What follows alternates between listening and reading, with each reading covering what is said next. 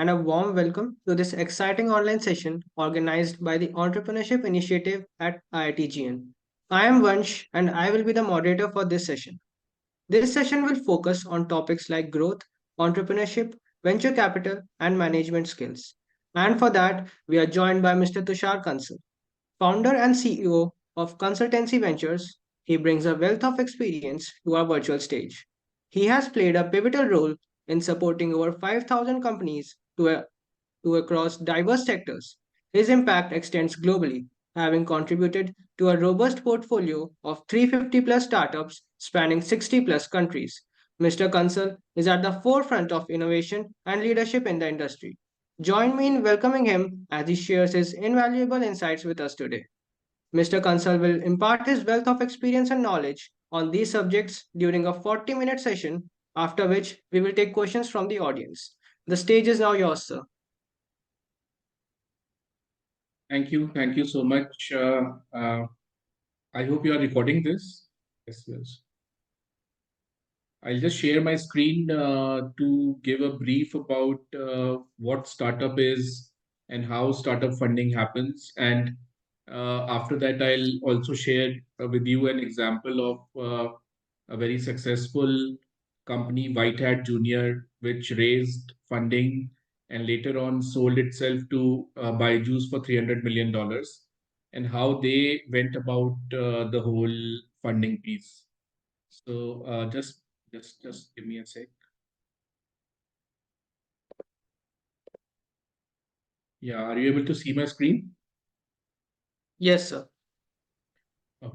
So this is a typical startup ecosystem where first the company gets set up and one finds a problem statement to solve, and then works on the solution of the problem.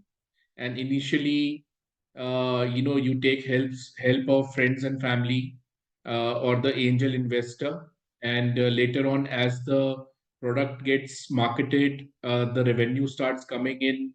Then you take help of early stage investors, and then venture capitalists, and later on private equity funds, and then later on you do an IPO in the public markets to give an exit to the early investors. So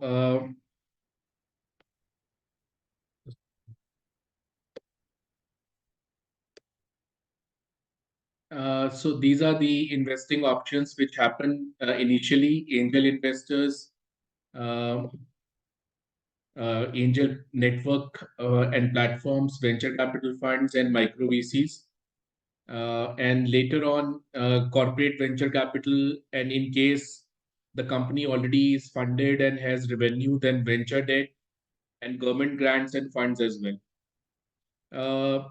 And venture debt is something which comes in much later. Any company which is early stage, it doesn't get access to venture debt because venture debt is unsecured. They are not taking any real estate or property, so the risk is on their side.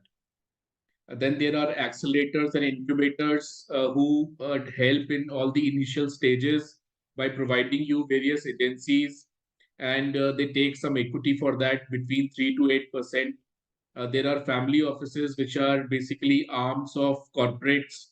There are banks and there are crowd-funded platforms. Uh, and stages, as I told you, there is a pre-seed, then there is a seed. After that, there is pre-series A, then there is series A, series B, series C, and all the way. It can go till very long. And everyone wants that the company should do an IPO so that they can sell their shares anytime when they want.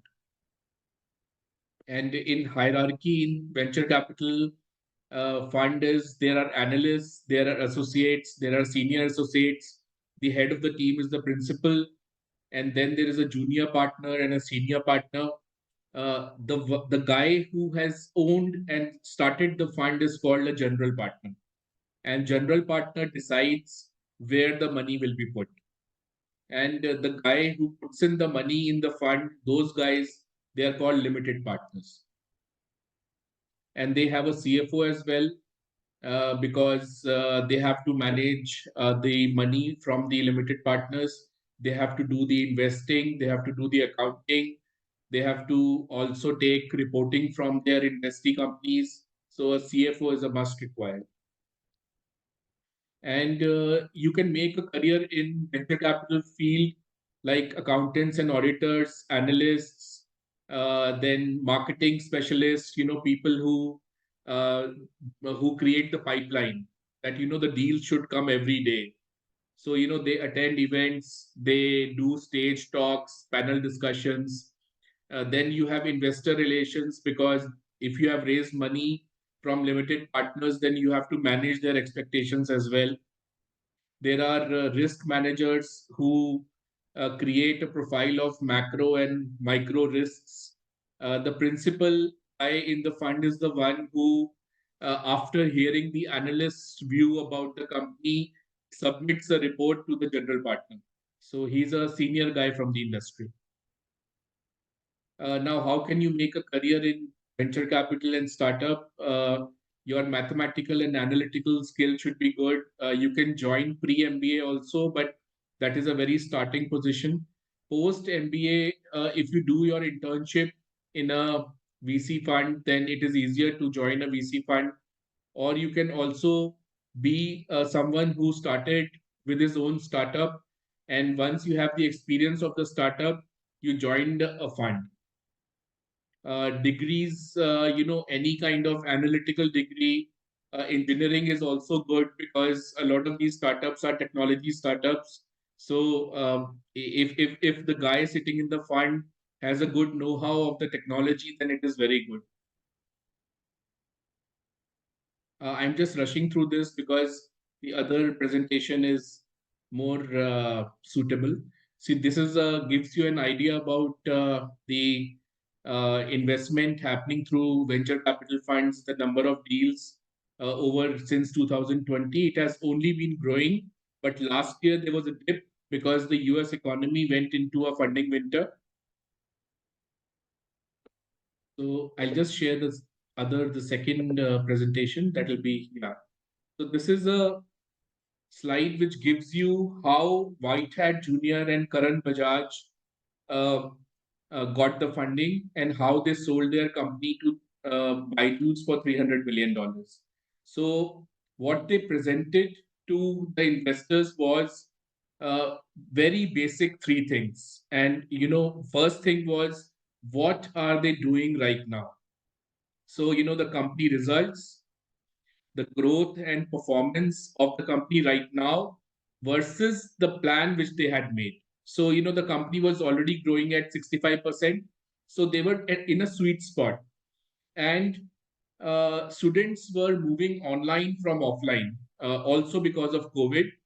So, because of that, the tailwinds were there in their particular micro sector, which was the online coding. There was tailwinds in the sector, and the company's vision was very big, as I will tell you in the future in the further slides. And they had a very nice business strategy. The passion of the consumers was there. Secondly, market opportunity, the market size was there. A lot of students wanted to become technology specialists. They wanted to was disrupting the market because new and newer apps were coming in the market, all of which required coding. And competitive differentiation of the company was there because there was no company which was offering only coding online. All the other companies were offering a mix of entrance examinations, IIT JEE, NEET, and law entrance and so on. So this company said we are just about coding and little bit of other things like music, teaching music and all, which they later on they stopped teaching music and all. They just focused on coding. So the first thing was companies' vision and results right now. The second thing was the market opportunity, which was huge. And the third one was they very clearly said we need this money and this is how we will use this money. Once we use this money, this is the result which will come, and this is the valuation we will achieve. So they were very clear about unit economics. Unit economics means that they had made a plan of running the company in profits and not in a loss. Second, they had a clear 3-year growth strategy and how they will use the funds. And to execute this plan of using these funds to achieve this goal, they had a very well experienced team.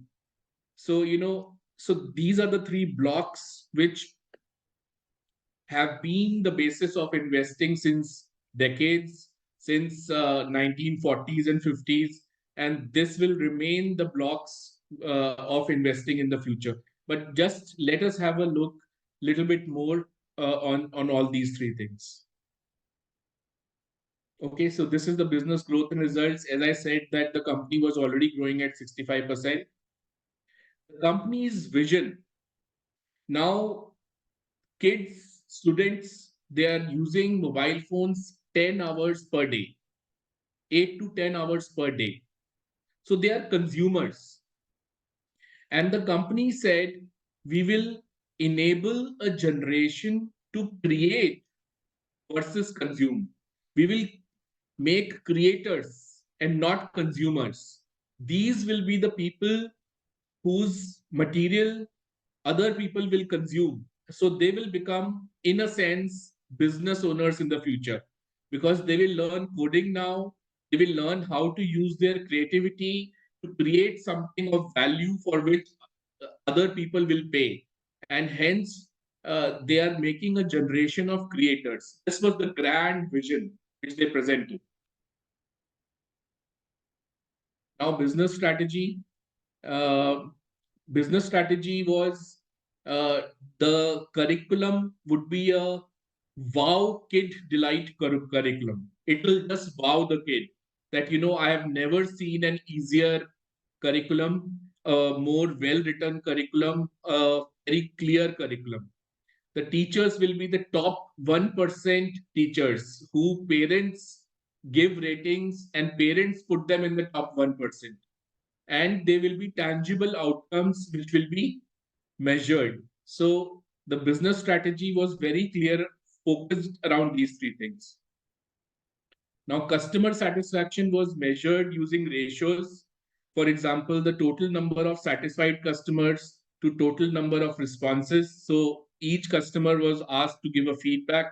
The engagement rate, as in the total engagements by the customers divided by the total impressions, the refund rates, and the company net NPS, net promoter scores, like how many people want to promote this company vis-a-vis how many people are detractors of this company who don't like the business.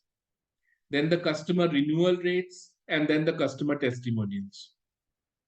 Now, the second block, how big is the market? We measure market by TAM, SAM, and SOM, which is the total addressable market, the serviceable obtainable market, and the serviceable available market. Now, always remember, your serviceable obtainable market, SOM, is very critical. If you are presenting a SOM of, say, $100 million, so what you are trying to say is that if we assume that this company is the biggest company in the sector and it will take 50% of the market, then because the SOM is $100 million, 50% of that is $50 million. So revenue of the company cannot exceed $50 million. So the VC will think that I want to create $1 billion company, but they are presenting me a company with a market which is obtainable only till $50 million. So I will not invest. Most of the VCs want to invest when the serviceable obtainable market is in billions of dollars. Now, what happens many times is that you invest and then you realize that the company in which you invested was early in the game. The market is still not developed. So, before Geo came in with cheap internet rates, a lot of companies had tried e-commerce, and after that they failed because the internet penetration was not there. The cheap internet was not there. So the same type of businesses was tried after Geo and they succeeded. So the timing, you have to convince the investor of the timing. And at that time, when White Hat Junior came in, they were launching coding online, and they were launching it with the presence of cheap internet. And because of COVID, the students were moving online. So the category headwinds were there, tailwinds were there, and there was barely any headwinds. Tech disruption, the company said we will create the best platform, the best app, the best website. Competitive differentiation, they compared themselves with 3 4 other companies, and nobody was focusing solely on coding online for school students. Nobody was focusing solely on this sector. Unit economics, they said we will be profitable from day one. We will not sell our course at a loss. We will not go into the practice of getting customers by selling your services cheap.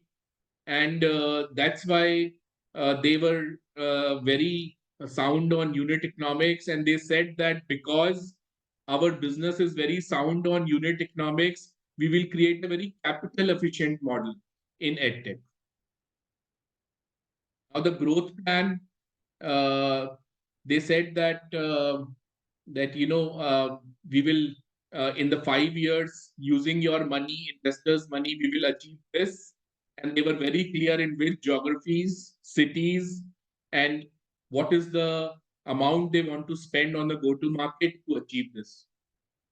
The funding asked how much money they wanted to raise. It was $500,000 for 10% equity, valuing the company at $5 million, and 13% to be used for capital expenditure, 33% for marketing and sales, 43% for team personnel, 11% for product development. So it was very well planned.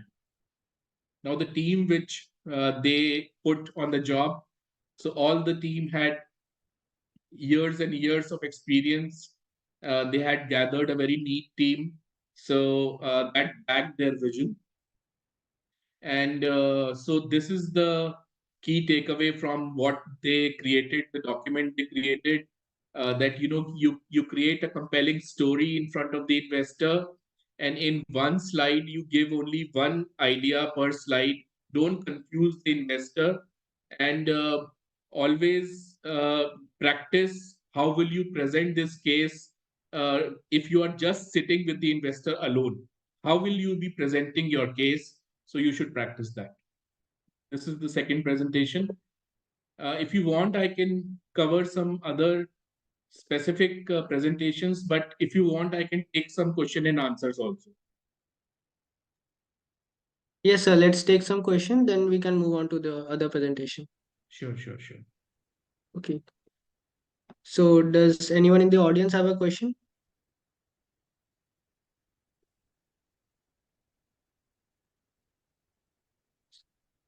Let me ask the questions that were asked before, sir. Okay. So, as a college student interested in finance, what specific skills or experiences do you recommend developing to thrive in this industry? In which industry? In startup industry or venture capital industry? Venture capital, sir. See, if you want to make a mark in venture capital, always remember that startup and venture capital both are like intermixed.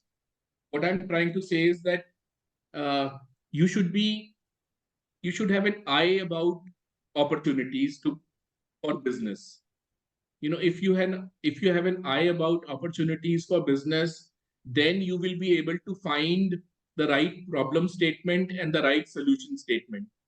Now, for example, today you will say that the government is spending so much on giving gas connections to people. Ujjwala beneficiaries are more than 10 crore. More than 10 crore subsidized gas connections have been provided, and people are not burning wood for cooking, but they are giving gas connections. Now, you might say that for solar, government has in this budget has promoted the rooftop solar scheme so that they don't spend on electricity. Similarly, for gas, why can't the government promote the biogas scheme? Because our country is full of cows and buffaloes, and we have a lot of cow dung. So the biogas plants can be created throughout the country. So you might find that as a statement that I will promote cheap biogas plants throughout India, which will be a impact business, environmentally positive business, which will attract a lot of money from environmental funds. For example, the lakes in the cities are becoming polluted, and many lakes are becoming dry. So there are people who are reviving the lakes and getting good money as investment to revive those lakes. So, and it can be anything. See, when we were young, we were not able to find the black and yellow taxis. And now somebody, with the click of an app, you can get Uber, you can get Ola. And then because the cabs of Ola and Uber are owned by the drivers, so they, don't follow the rules. So they will play loud music, they will speak on mobile, they will not switch on the AC, they will not have clean car. So to solve this problem, this again became a problem statement. So Blue Smart came in. Blue Smart said we will own the cars. We will only have electric cars. So we will offer you 30% cheaper service. And because we will own the cars, we will train the drivers. So now the drivers come by Blue Smart. They are well mannered. They put less volume music. They open the door for you. They arrive early. They don't talk on mobile, and you can report them on the click of a button. So, again, a new problem statement was created and a new solution was found. So, Zomato came in, Swiggy came in, they started offering you food at home. And then because they said that, when we give our bikes to drivers, they don't maintain the bikes because they are owned by the companies. They don't maintain the bags, the Zomato bags. So what they did was they said that the any person who wants to join us as a driver should have his own bike, should purchase the bag from us. So that then we will take you as a driver. So because the ownership of bike and bag became of the driver, they started maintaining it. So this was one problem and solution. Then a new problem came. The delivery boys were spending too much on fuel. So a new company came in, for example, e-bike go. They started offering you electric bikes on rent to drivers. So they found a new problem. They found a new solution. Renting out electric bikes to drivers of Zomato and Swiggy. Right? So in every area you look, you should have an eye because you are engineers. So you should think in terms of this box can be fitted here. If it cannot be fitted here, maybe a circle can be can be made to fit here. Try to find solutions to problems which others are not able to find. And if you concentrate on issues which are fundamental to human beings, which are creating the basic problems of human beings, education, health, environment, uh, you know, uh, preventing crime, then big money will chase you. If you find the right solution, the solution has to be scalable. It should not just attract money, but after it attracts money, it should be able to replicate fast and create a viable business, not a loss making business, a profit making business, which is good on unit economics and which if you are able to build something like a technology which cannot be replicated by someone else, you have the intellectual property of that technology, then the investor will be more comfortable that I'm putting in money, and no person with deep pockets can copy this easily. So that will attract the investor. They are called moats in business. Moats are those things which prevent competitors from getting into your line and copying your business. So this is the way you do it. Practically speaking, you start uh, finding some some areas which interest you. Then you start writing blogs on medium.com. Maybe open a YouTube channel, put some small reels and shorts on Instagram and YouTube, put blogs on Medium, invite others to give their comments, see how practical you are thinking. Because one major problem with engineers is they want to create things and then they go out to find people who can buy that. But the basic difference is you have to create things which people want to buy. So you have to, your way of thinking has to be what people will buy, what people want. I will create that. This is what Steve Jobs also said in many of his famous conferences. Okay, thank you, sir.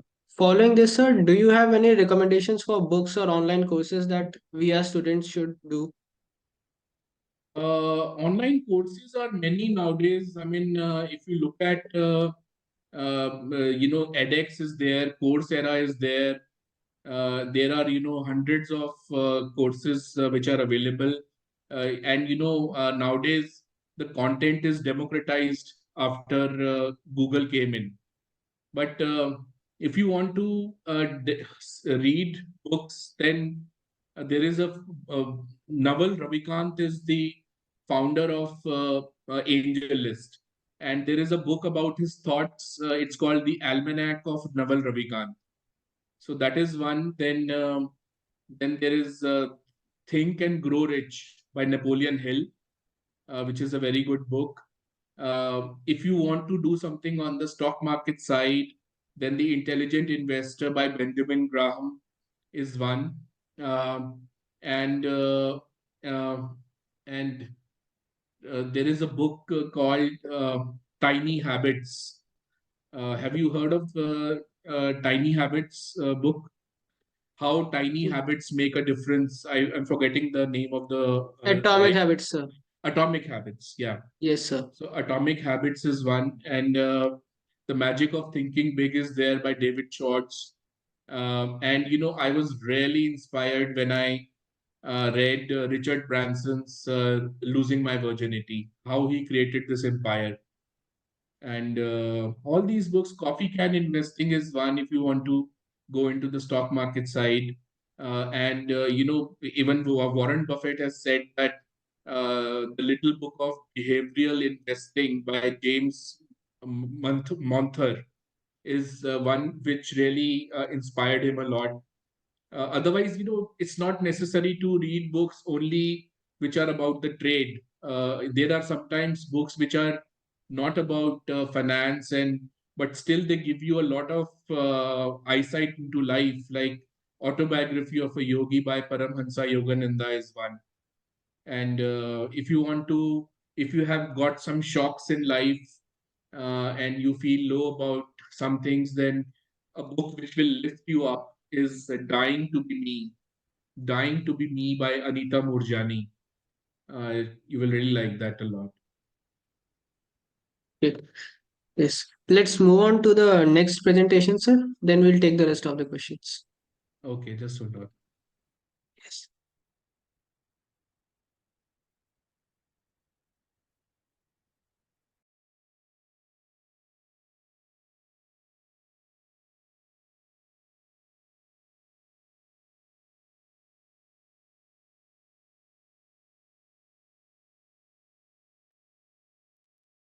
The other presentation is quite long, so it's already 7:35. So let me do one thing. Let me give you a brief about how the startup process works, and then maybe give you some examples and how you can then ask me some questions.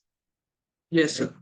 So basically, when we start, I was a shark at Shark Tank IIT Delhi, and one student was there who was talking to me in the boardroom, and he said that, "Sir, I have an idea." So ideas per se don't have any value. So the idea should be practical. It should be something for which people are willing to pay for. So that idea, you have to create it into a business plan. And how do you create it into a business plan? The first is proof of concept, that your concept is can be made into a business plan.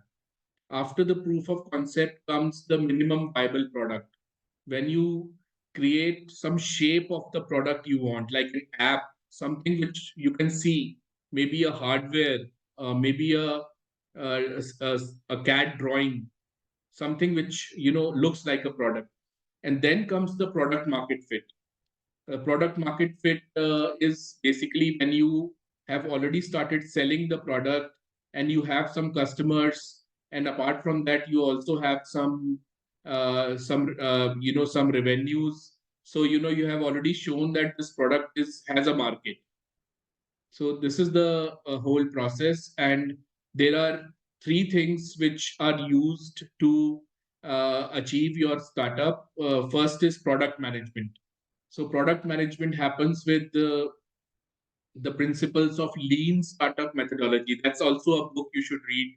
Lean Startup Methodology is the most famous book in the startup world. And once you go ahead with the principles of lean startup methodology, you build, you test, you iterate. So there's a whole process you do. You keep on doing till you perfect the product. And after that, it's called product management. After that comes people management, when you have to create a team, and how you can find a co-founder, how you can practically find a co-founder from WhatsApp, LinkedIn, from social media, anywhere. But the co-founder should be complementing your skills, and he should be complementing your vision also.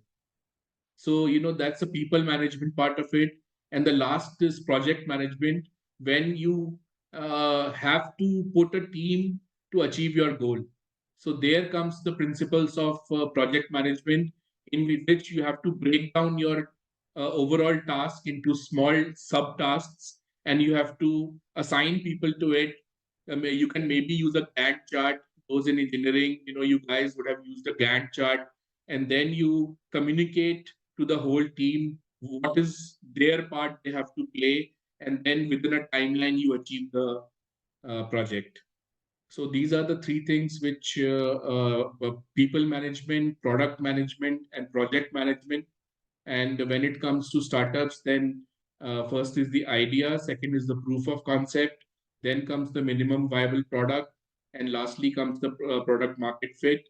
And it all happens with lean startup methodology. That's the basic principle under which Y Combinator and others, they also subscribe a lot to it. Okay, sir. S- So, should we move on to the questions, sir? I'm always open to question. Okay. So, okay. A student asked, in the realm of venture capital, what advice would you give to startups looking to attract and secure funding in such a competitive landscape? Uh, well, you know, uh, the thing is that your work should speak. If you're what you are doing, you really believe in it, and then you, even if 10 investors say no to you, the 11th investor will invest. So you have to be on the front foot. Don't uh, don't believe that getting a funding is the end to your business. That is the start of your business. that money will not go into your pocket. You will only get a salary. That money will go into a lot of things, and you will need more money. So, raising funding is not your goal. Your goal is to create a viable business, a self sustainable business, a team which stays for long, which gets proper recognition. And so, all this, money raising is one part of the activity. There are many founders who spend more than 50% of their time in raising money. How will they create the business? There are uh, there are companies like share chat, and who have millions of people doing chatting on their platform, but if you ask them the revenue, it will be like some $1 million. So till how long can they raise money and keep on burning the money to run the company? End of the day, it should be positive on unit economics. If you are creating something for 9-10 rupees, it should be selling for 12-13 rupees. So that is what the sense is, that don't treat the fundraising as a end goal, and always keep on talking to the founders, those who have received funding. You talk to them, exchange visiting cards, meet them at events, and catch them on LinkedIn. And whenever you are in their city, just take 10 minutes from them, just ask them their thoughts, and then request them, sir, can you introduce us, provide a warm introduction to the investor. If the investee company founder gives you a reference to an investor, then the investor will really value your uh, your business. He will, because you have reached him through the right process. Because many people, what they do is, sir, on email, sir, this is my pitch deck, I need funding. So there are very rare investors who will just see a pitch deck and put crores in it. It doesn't happen that way. So what happens is that personal connect matters a lot, because they want to invest in the right people who are trustworthy, reliable, who don't eat the money, who will do as promised. And because they are part of a alumni network or some other network, so they have a reputation also. And the investor will put money in your company for 3, 5, 6, 8, 10, 8, 10 years. So the investor is very cautious. So they will like to watch you for some time. So if you are going through the right process, you can keep on sending them updates. This happened. We have now created this. This is the photograph and video of what we created. This is the compliments and reviews we got. So it's a relationship. And then at some point, the investor says, okay, I mean, some two people are investing, I'll also put in some money. So this is the way it happens. It is a relationship. It is a long-term relationship, and you have to see it that way. Okay. Sir, in your previous talk, sir, you have touched upon management skills. So, what, in your opinion, are essential management skills for success in today's dynamic business environment? See, there are soft skills and there are hard skills. Now, hard skills are like the engineering which you guys are doing. So if I today take away all your money, all your wealth, and drop you in the middle of a foreign country, and you don't have money, you don't have anything, what is that which you can provide to the people around so that they pay you? That is the hard skill. That is, I can create the design of a building as a civil engineer. I can code and create an app. I can write AI. I can create an AI chatbot. Right? Those are your hard skills, which will get you your money. But what happens is that there are soft skills as well. Now you have to be A lot of people in IT companies, if you see your seniors, your alumni, either they are doing coding even after 20 years, or they are managing a team. So those are the soft skills, managing the team. For that, you don't need an MBA.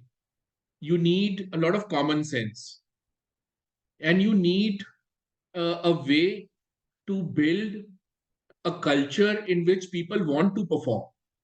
They want to stick around with the company. They don't do quiet quitting, right? So each action of yours has to result in some gain in the culture in the company or some motivation. You are the person who has to never speak negative. You have to be always positive. You have to be the person who tells the others that, we will do it, and and always provide them confidence and positivity. But also remember, uh, carrot and stick both are required when you do management, especially in India also. So you don't have to provide the carrots. You have to do some self-regulatory sticks also. For example, nowadays people are always on mobile, and you are sitting in a meeting, and mobile phone rings of someone. Everybody gets disturbed. The notification disturbs everybody. The whole concentration goes. So you can have a rule in your meetings that if a mobile phone of a person rings in the meeting, then that person has to treat the whole team with pizza after the meeting.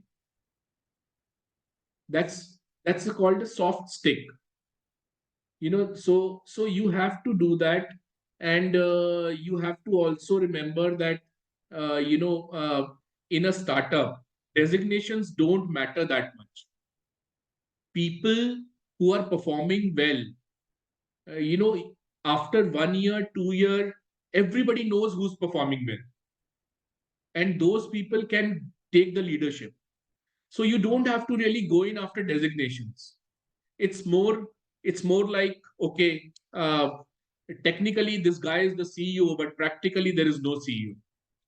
All these five people are CEOs, and we will decide the final CEO after 2 years.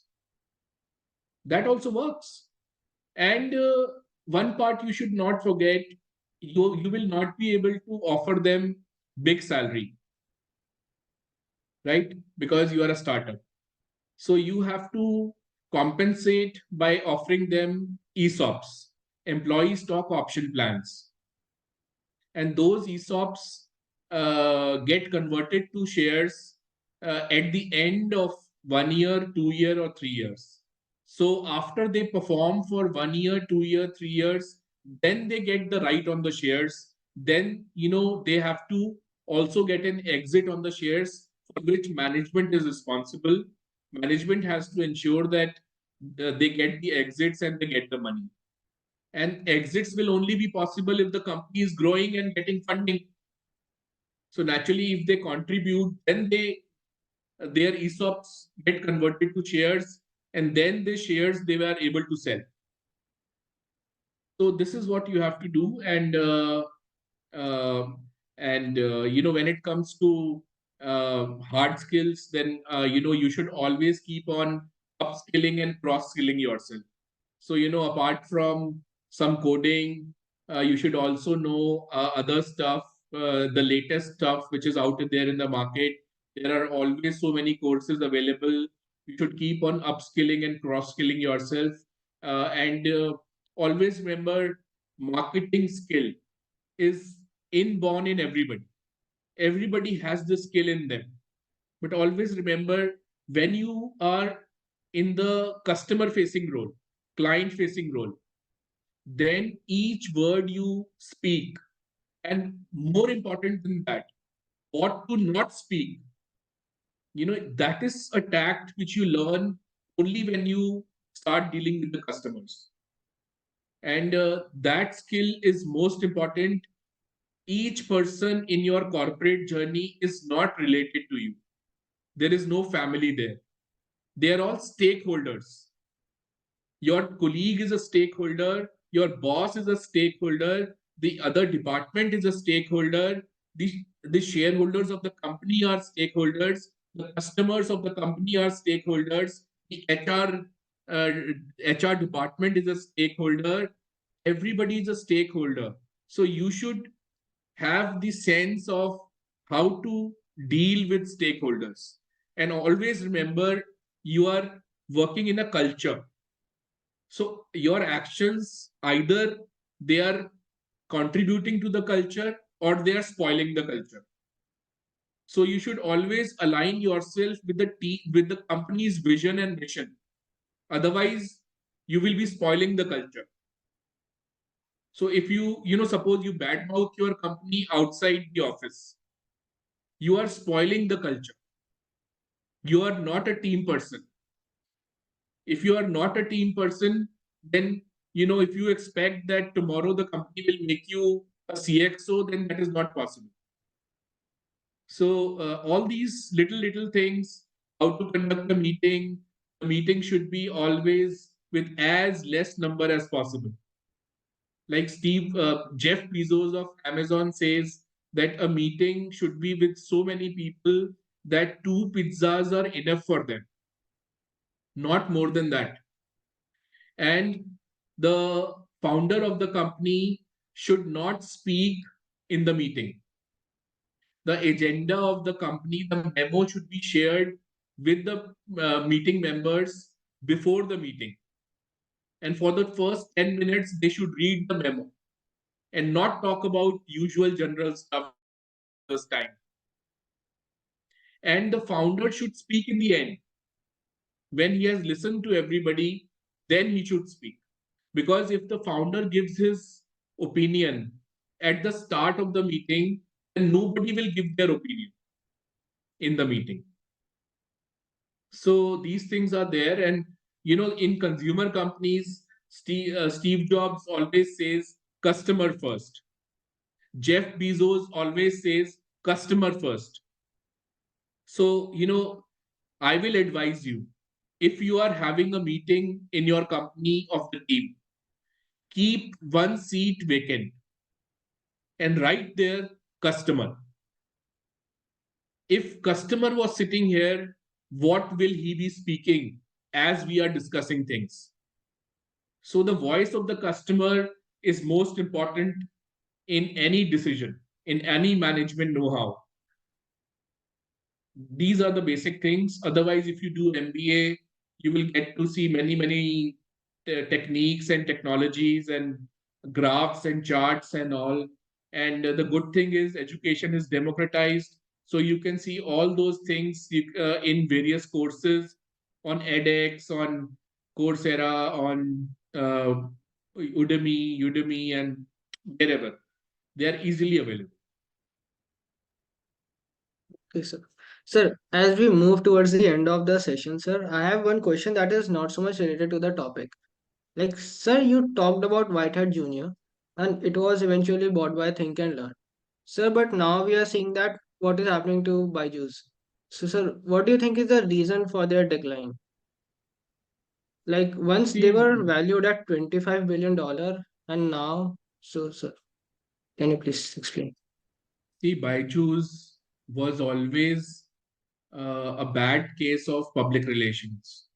They take extremely unpopular decisions, and they don't, they believe that just by spending money on media, they will be able to manage the news coming out on the media. But that doesn't happen. So what they did was that when after COVID, the whole education thing was moving online, they raised a huge amount of money and they recruited 16,000 college graduates and gave them very high targets of selling the Byju's courses and the tab. And uh, a lot of them, they did mis-selling also. So they told the wrong things and sold the tablets and just to generate revenue. Then after that, when their revenue reached, I think 2,200 crores, something like that, they wanted to show double revenue by saying that this further revenue will come from the monthly rent which we are getting. So they were capitalizing, not capitalizing, they were taking future revenue earlier. So they wanted to show more revenue to get more valuation. And then they got more valuation, $22 billion. So see, they were not meeting the compliances. They were not doing the right thing with the parents and the students, and malpractices and mis-selling, and trying to cover it up by things like taking that footballer on for their campaign, taking Shah Rukh Khan, taking that footballer for their campaign at very costly rates, and their investor management is very bad. I mean, all the investors, they say that Byjus did this to us and Byjus did that to us. I mean, that's very bad. And then they thought that, to sustain our valuation, we should have more revenue. So let us start buying companies which have revenue. And in the process, they bought White Hat for $300 million. And now White Hat has closed down. So, they gave absurd valuations to companies and bought those companies, and many of them have closed down. The only good acquisition they have done is Akash. That also because they need money urgently. So they have sold, I think, 40-50% to Manipal Group, TA Pai, Mr. Pai. So all those things, it was a uh, case of uh, over enthusiasm for the coaching market in India, putting huge money, raising huge money at unimaginable valuations, and not performing up to the mark. So, sir, the questions have ended. So, can we end the session? Yeah, yeah, sure. Thank you so much. You Okay. can share the Okay. video with me after the talk. Yes, sir. Okay. So, thank you everyone for attending today's session. We truly appreciate your curiosity and enthusiasm. A special thank you to our distinguished speaker, Mr. Kansal, for sharing valuable insights and expertise. Hoping to see you on campus for an offline session really soon. As we wrap up today's session, I encourage you to stay connected and continue the conversation. Feel free to reach out to any additional inquiries or discussions. On behalf of EII, thank you for being a part of this enlightening experience. We look forward to welcoming you to future events. Have a wonderful day. Thank you, sir. Thank you.